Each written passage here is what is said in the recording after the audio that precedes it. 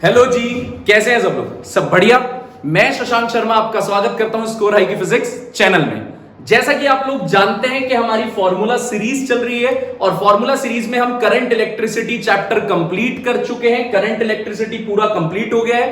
अब हम देखने वाले हैं चैप्टर नंबर 4। चैप्टर 4 स्टार्ट करेंगे। जिस लोगों ने भी चैप्टर नंबर 3 नहीं देखा है वो लोग जाएं उस वीडियो को देख ले, लिंक डिस्क्रिप्शन में आपको मिल जाएगा। फटाफट से चैप्टर 4 के सारे फॉर्मूला रिकॉल कर लेते हैं, एमसीक्यू में बहुत फायदेमंद रहेगा। एक साथ सारे फॉर्मूले एक ही पैटर्न में आ जाइए। Chapter number 4, chapter 4 12th class का मैग्नेटिक इफेक्ट ऑफ करंट की बात कर रहे हैं। देखते हैं क्या क्या चीजें हमारे पास आ रही है। देखिए, अगर कोई चार्ज मैग्नेटिक फील्ड में चला जाए तो उसका फोर्स का फॉर्मूला होता है QVB sin थीटा। अगर कोई चार्ज मैग्नेटिक फील्ड में चला जाए तो मैग्नेटिक फील्ड उस पर फोर्स लगाती है QVB sin थीटा। और अगर कोई कंडक्टर मैग्नेटिक फील्ड में चला जाए तो मैग्नेटिक फील्ड उस पर फोर्स लगाती है ILB sin थीटा। फोर्स होता है बिल sin थीटा। ध्यान दीजिए, बायोट-सेवर्ट लॉ ने किसी भी कंडक्टर की छोटी सी लेंथ की मैग्नेटिक फील्ड निकालना सिखाया। म्यू नॉट अपॉन 4 पाई IDL sin theta upon R square. इसमें ये छोटा सा करंट कैरिंग कंडक्टर की लेंथ थी DL, I करंट था, इस पॉइंट पे मैग्नेटिक फील्ड निकालनी थी, R दूरी पे, थीटा एंगल पे। तो ये मैग्नेटिक फील्ड का फॉर्मूला दिया बायोट-सेवर्ट लॉ ने। इस फॉर्मूले की मदद से हमने सर्कुलर कंडक्टर के सेंटर पे मैग्नेटिक फील्ड निकाली, mu naught NI upon 2R। याद रखिएगा, mu not NI upon 2R, जिसमें R है रेडियस और I है करंट। अगर किसी को म्यू नॉट अपॉन 4 पाई की वैल्यू नहीं पता है तो याद रखो 10 की पावर -7। फटाफट से सारे फॉर्मूले देख लेते हैं, रिकॉल कर लेते हैं। अगर यहीं पे बात हो जाए सेमी सर्कल की, अगर सेमी सर्कल आ जाए तो कुछ नहीं करना, इस सर्कल के फॉर्मूले को हाफ कर दो, यानी आंसर आ जाएगा mu naught NI upon 4R। जल्दी जल्दी देखते हैं, टाइम हमारे पास कम है क्योंकि हमें परफॉर्म भी करना है एमसीक्यूज में। तो अगर क्वार्टर सर्कल आ जाए तो mu naught NI upon 8R। बहुत अच्छा, मुझे लग रहा है आप लोग बोल रहे हैं और बोलते रहिए, बहुत मजा आ रहा है। अगर सेक्टर आ जाए, सर्कल का एक छोटा सा पोर्शन आ जाए सेक्टर, तो इसकी मैग्नेटिक फील्ड सेंटर पे कितनी होती है? ये भी सेंटर पे थी, ये भी सेंटर पे थी, तो इसकी मैग्नेटिक फील्ड होती है mu naught NI alpha upon 4 पाई R। याद रखिएगा, अल्फा यहां पे रेडियन में रखा जाएगा, रेडियन में। 1 डिग्री में पाई बाय 180 रेडियन होते हैं, आप सबको पता है। चलिए आगे चलते हैं। आगे अगर हमारे पास स्ट्रेट कंडक्टर आ गया, स्ट्रेट कंडक्टर, और इसकी मैग्नेटिक फील्ड मुझे यहां निकालनी है इस पॉइंट पे, तो सबसे पहले इसे जोड़ देना। इस दूरी को बोलते हैं A, बिल्कुल परपेंडिकुलरली जोड़ेंगे, इस दूरी को A बोलेंगे। और आप एंड पॉइंट्स को जोड़ दीजिएगा। एंड पॉइंट्स के ये एंगल होंगे φ1 और φ2, जिसकी वजह से मैग्नेटिक फील्ड का फॉर्मूला आप दिमाग में रख लो, mu naught I upon 4 pi A sin φ1 plus sin φ2। अगर स्ट्रेट कंडक्टर में भी अपने पास आ गया लॉन्ग स्ट्रेट कंडक्टर, लॉन्ग या इनफाइनाइट स्ट्रेट कंडक्टर आ गया, तो घबराना नहीं है। जब इनफाइनाइट आ जाए तो φ1 और φ2 की वैल्यू अपने को 90 रखनी है, 90, क्योंकि जिसके एंड्स नजर नहीं आ रहे तो कहां तक जाए भैया, जिसके एंड नहीं दिख रहे। तो इसलिए मैग्नेटिक फील्ड जब आप sin 90 रखोगे तो आंसर आ जाता है mu naught I upon 2 pi A। Straight conductor नहीं है ये, लॉन्ग स्ट्रेट कंडक्टर है, इनफाइनाइट स्ट्रेट कंडक्टर है। आइए आगे देख लेते हैं अगला कंसेप्ट। अगर कोई स्ट्रेट कंडक्टर है और उसकी एक्सिस पर मैग्नेटिक फील्ड निकालनी है, उसी की एक्सिस पर, तो हमेशा 0 होती है मैग्नेटिक फील्ड। ये पहला पेज था। पहले पेज में आपने देखा अगर कोई चार्ज पार्टिकल मैग्नेटिक फील्ड में चली जाए तो फोर्स कितनी होती है। अगर कोई पूरा कंडक्टर मैग्नेटिक फील्ड में चला जाए तो फोर्स कितनी होती है। इसमें लेंथ L होती है, लेंथ ऑफ कंडक्टर। किसी भी कंडक्टर की छोटी सी लेंथ की अगर मैग्नेटिक फील्ड निकालनी है तो बायोट-सेवर्ट लॉ काम करता है। सर्कुलर कंडक्टर के सेंटर पे ये होती है, सेमी सर्कल पे ये होती है, क्वार्टर सर्कल की मैग्नेटिक फील्ड ये होती है, सेक्टर की ये होती है। और अगर स्ट्रेट कंडक्टर है, मैग्नेटिक फील्ड पॉइंट P पे निकालनी है तो आपको A देखना है, φ1 φ2 देखना है, फॉर्मूला ये होता है। लॉन्ग इनफाइनाइट कंडक्टर है तो ये रहा सब कुछ, और एक्सिस पर मैग्नेटिक फील्ड 0 होती है। जल्दी से आगे देखते हैं, अगले कंसेप्ट पे वर्कआउट करते हैं। देखिए हमारे पास बहुत सारे फॉर्मूले हैं इस चैप्टर पे, जल्दी जल्दी देख लेते हैं, समझ लेते हैं क्या क्या फॉर्मूले। अगर दो सर्कुलर कंडक्टर हैं, दोनों एक ही प्लेन में हैं और दोनों का जो करंट कुछ इस तरीके से है, दो सर्कुलर कंडक्टर है, करंट सेम डायरेक्शन में जा रहा है जी, I1 I2। तो आपको मैग्नेटिक फील्ड O पे निकालनी है, तो दोनों सर्कल की अलग अलग मैग्नेटिक फील्ड निकाल के ऐड कर देना, बस ऐड करनी है। और अगर दो सर्कुलर कंडक्टर हैं, एक ही प्लेन में है, सेंटर सेम है, मतलब कंसेंट्रिक है, लेकिन करंट जा रहा है अपोजिट डायरेक्शन में, तो सेंटर पे मैग्नेटिक फील्ड निकालने के लिए आप माइनस कर देंगे। मॉड इसलिए लिया है जिसकी वैल्यू ज्यादा आएगी दोनों में से, उसमें से छोटा माइनस कर दीजिएगा। और 13th पॉइंट ये है कि अगर दो सर्कुलर कंडक्टर हैं लेकिन दोनों के बीच कुछ एंगल है थीटा, दोनों सर्कुलर कंडक्टर के प्लेन के बीच एंगल है थीटा, तो सेंटर पे मैग्नेटिक फील्ड कैसे निकाल लेंगे? दोनों की मैग्नेटिक फील्ड अलग अलग निकालना और ये अपना फॉर्मूला लगा देना पैरेललोग्राम लॉ वाला कि √a² + b² + 2ab cos theta. बढ़िया जा रहे हैं, बहुत बढ़िया जा रहे हैं। अगर आपसे बात करी जाए लॉरेंट्ज फोर्स, तो अगर कोई चार्ज पार्टिकल ऐसी जगह चला गया जहां इलेक्ट्रिक फील्ड भी है और मैग्नेटिक फील्ड भी है, तो उस पे दोनों की फोर्स कंबाइंड लगती है, यानी electric force plus magnetic force. Electric force आपने पढ़ी थी फर्स्ट चैप्टर में QE, और मैग्नेटिक फोर्स आज ही आपने पहला फॉर्मूला देखा है QV क्रॉस B। QV भी साइन थीटा को वेक्टर में लिख दिया, वेक्टर में लिखते हैं तो साइन थीटा हटा के क्रॉस आ जाता है। Q कॉमन ले लिया, E + V क्रॉस B, ये अपने पास लॉरेंट्ज फोर्स आ गया और बहुत स्मूथली हम आगे बढ़ते जा रहे हैं। 15th फॉर्मूले की तरफ चलते हैं, ध्यान दीजिएगा क्या फॉर्मूला है उसमें ध्यान दीजिएगा। अगर दो पैरेलल कंडक्टर्स हैं, दोनों में करंट जा रहा है, दोनों के बीच की दूरी a है, तो ये दोनों एक दूसरे पे कितनी फोर्स लगाएंगे? डायरेक्ट याद कर लीजिए, μ0 I1 I2 L upon 2πa। a है दूरी, I1 I2 करंट है और L है लेंथ। ये पैरेलल कंडक्टर्स के बीच की फोर्स का फॉर्मूला होता है। अगर किसी ने पूछ लिया फोर्स पर यूनिट लेंथ बताओ, तो आप लेंथ से डिवाइड कर देना, आंसर आ गया μ0 I1 I2 अपॉन 2πa।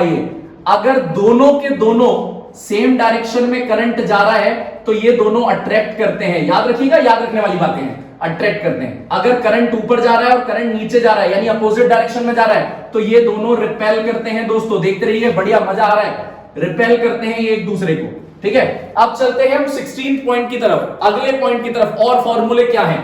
अगर मैग्नेटिक फील्ड के अंदर आपने कोई कॉइल रख दी, बेशर्ते उस कॉइल के अंदर करंट जाना चाहिए दोस्त, करंट, तो वो कॉइल अपनी एक्सिस पे घूमने लगेगी।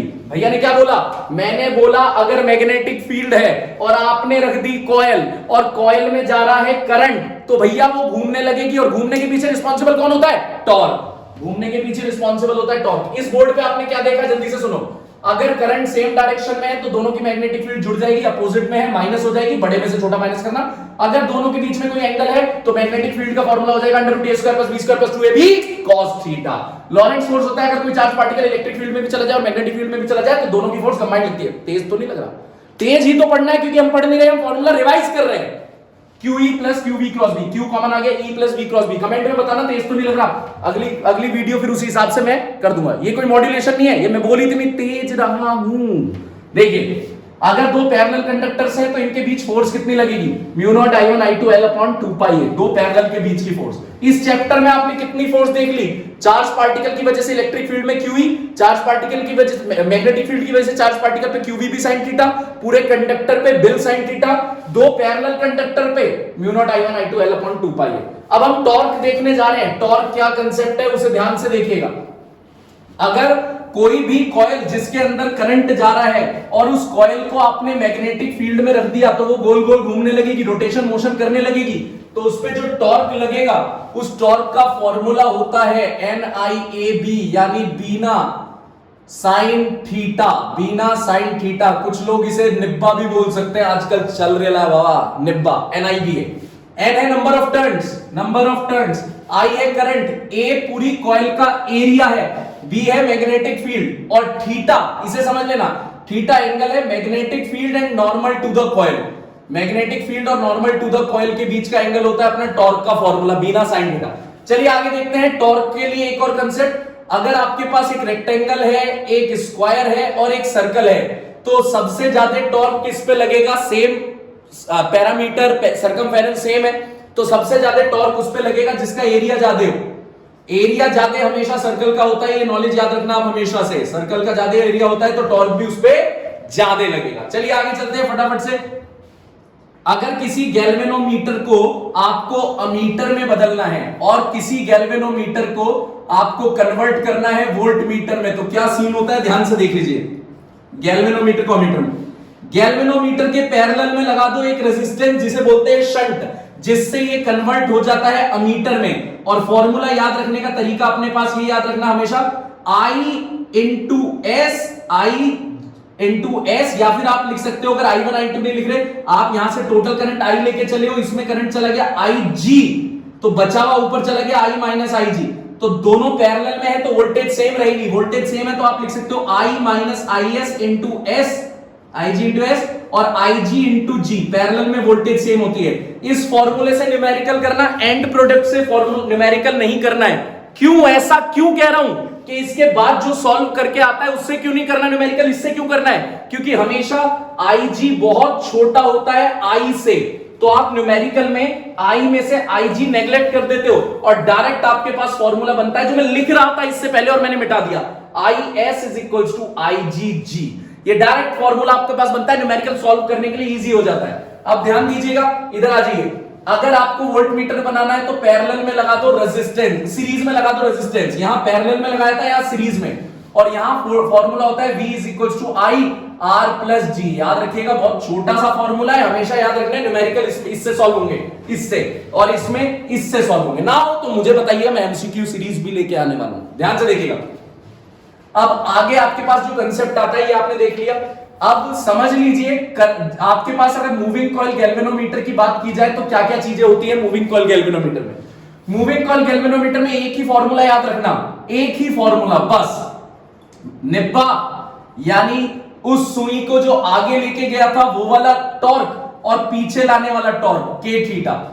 इसमें नंबर ऑफ टर्न्स होता है, I करंट होता है, A एरिया होता है, B मैग्नेटिक फील्ड, K होता है स्प्रिंग कांस्टेंट या टॉर्जनल कांस्टेंट, थीटा होता है जितना सुई ने डिफ्लेक्ट करा है, एंगल ऑफ डिफ्लेक्शन। बस ये याद रखना, इससे सारे फॉर्मूले बन जाएंगे। करंट का फॉर्मूला भी इससे बनेगा, K थीटा अपॉन बैन, या थीटा का फॉर्मूला भी इससे बनेगा, निब्बा अपॉन में K।